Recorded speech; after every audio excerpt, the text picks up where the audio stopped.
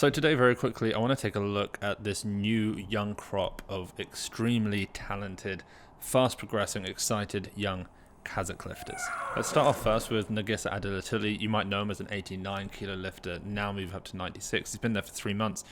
And he and his teammate Artyom Antropov, as well as a few others that we're going to go through, competed this weekend. Okay, let's pull up this first video. So I have seen his top lifts. I've not seen this nice warm-up. This is his, he's got this patented, beautifully internally rotated shoulder. It's very anti-OG CrossFit teachings. But 170 for an opener is remarkable. Jumps up to 75. You know what? This is going too quick. Okay, here we go. Here are some potentially better videos because they're not going to cut like some crazy TikTok thing that we've got going on. So here's his opener at 170. Now, bear in mind, there's just a handful of 89s in the world who are doing this. We've got Hakov Makrichin. Well, there's two Armenians actually who can do it.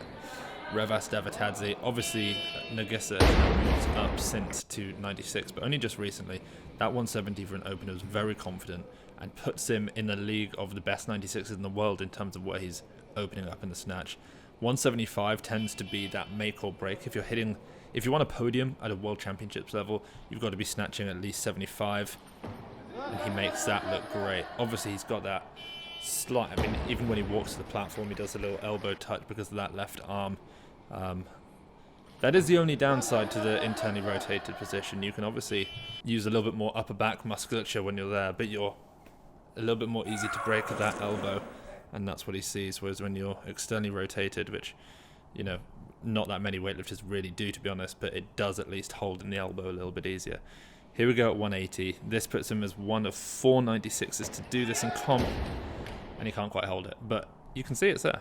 Okay, so let's go to the clean and jerk. So at the Asian Championships as an 89, he took silver behind Kinush Rostami. He snatched 169, clean and jerk 203.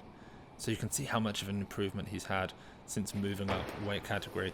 This 2 kilos more than the most we saw from him at 89, and it's a very comfortable opener. His jerk, again, he's got that same thing, hugely internally rotated. Lockout doesn't look wonderful. Hopefully he'll fare okay at the World Championships with the lockout rules. This is was filmed on a potato, apparently, this 112. And this is, I think this is 1 kilo less than the most that any 89 had done in competition. I'm pretty sure Makrichin had done a 213. And again, this isn't, you know, approaching that world record level at 96. The world record being 231 by Tian Tao. But for someone who's not anywhere near as strong in the strength lifts, and he's still only 21 years old, it's pretty amazing. That jerk is very fast, foot placement is very accurate. Let's take a look at this 216 attempt. This really does sort of put the cat amongst the pigeons.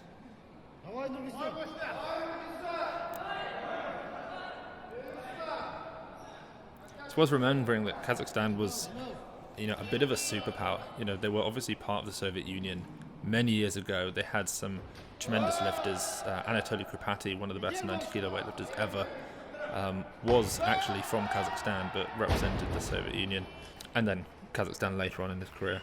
And then they had a big peak in 2014 at the World Championships, and they all got popped. There was a big lull, and now we've got these new crop of younger lifters. Okay, let's take a look at Artyom Antropov. Also, shout out to Shin Yong Jin, who's been posting all of these lifts. I want to get what I want. Don't we all, Shin? Don't we all? So let's watch his videos of these lifts. Okay, so here's this 220 kilo clean and jerk. We've seen him hit 220 so many times in training.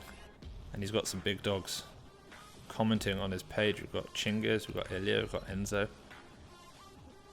Tremendously easy clean, tremendously easy jerk. I mean, that's surely going to be not far off an opener for him at the World Champs. Now, he's also 21. He was a 102 at the Asian Championships. He weighed 97 here, so still technically a 102, but I do wonder if he's going to drop down to 96, and both him and Nurgisa will compete. Just put as much pressure on the other good 96s that we're likely going to see at the World Champs. I just want to watch this one more time. I mean, that stand is just ridiculous, isn't it? I don't know what his attempt selection was. I know that at the Asian Champs it was 174, 222.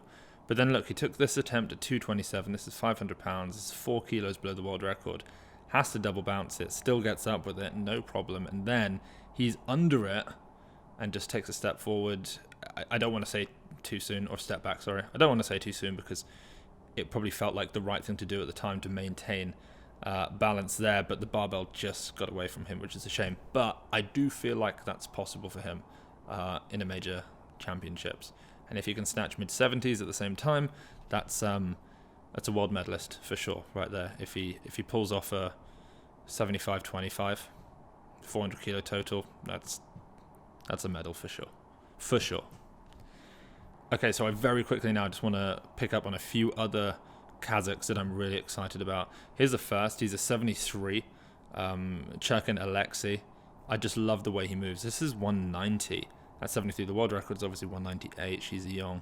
Look at the speed of this jerk. Unreal. He's got those lovely bowed legs, as we see with the best weightlifters. I mean, it's a max clean, it's a max front squat, and he still moves so fast, it's insane. Here's another guy that I really like, just the technique of this. He's a 67, this is 180. I mean, that's... world record's what, 188, is it? Pak Jongju? And the kid's 19. The speed of the... I mean, the dip, just the eccentric portion, trying to slow that weight down, looked so heavy, and then the fact that he had the reversal strength to bring that up. One more time. Jumps under so quick. Sticks it overhead. Beautiful. There are a couple more. I absolutely love the speed of this guy's snatch. He's 17. This is 150. Have you seen a faster snatch than that?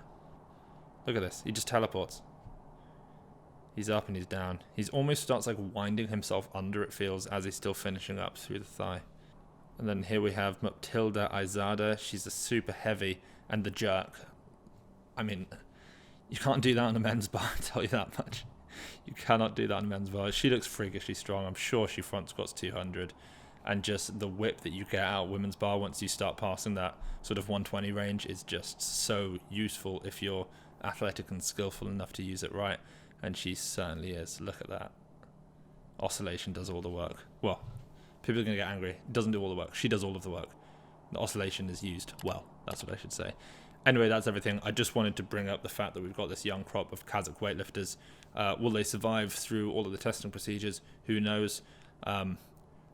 Hopefully they will, I suppose, because hopefully they ought to. But we will see. It's going to be interesting to see what happens over this next quad with these athletes. Thanks for tuning in. Catch you all on another episode of the Weightlifting House News Show.